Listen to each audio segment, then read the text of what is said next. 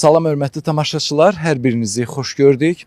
Həyatın ekranı 14 TV-nin efirində Tanıt Azərbaycanı proqramının növbəti bölümündə hər birinizi salamlayırıq.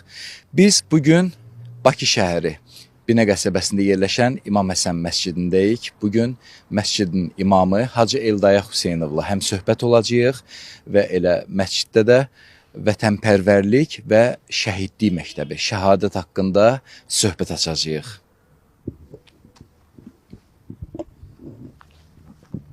Hacı, hər vaxtınız xeyirli olsun. Sağ olasınız. Xoş gördük sizi.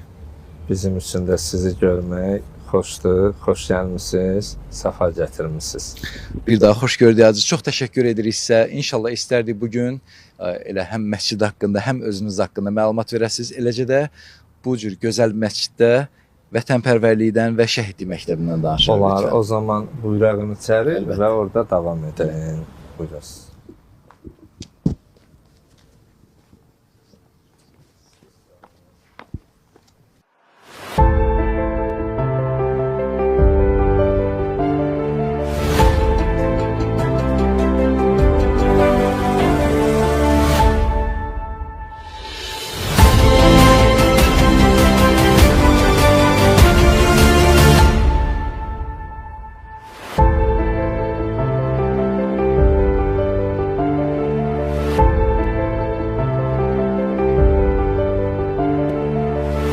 İstərdik özünüz haqqında məlumat verəsiniz lütfən.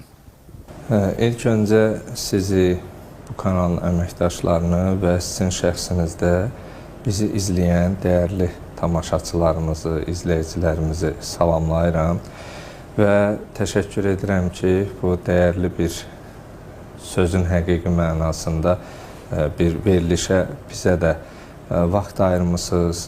Bizim üçün də vaxt sərf etmisiniz. Hər birinizə təşəkkür edirəm. Mən Hüseynov Eldaya Natiq oğlu 1985-ci il iyun ayının 1-i Saatlı rayonunun Xanlar kəndində dünyaya göz açmışam və özüm ruhani və xüsusilə də elə atam kəndimizin din xadimi olub, elə bir ailədə göz açmışam. 6-7 yaşında artıq Quran oxuyurdum və İlk təhsilimi elə atamdan almışam. İmam Muhammed Baqir Əleyhisselam adına mədrəsəyə daxil olub, 3 il orada təhsil aldıqdan sonra 96, 97, 98-ci illər və sonra Bakı şəhəri Maşdağı qəsəbəsində İmam Cəfər Sadiq Əleyhisselam adına olan mədrəsəyə daxil oldum və təhsilimi orada davam etdim və hərbi xidmət vaxtım çatdıqda öz vətənə borcumu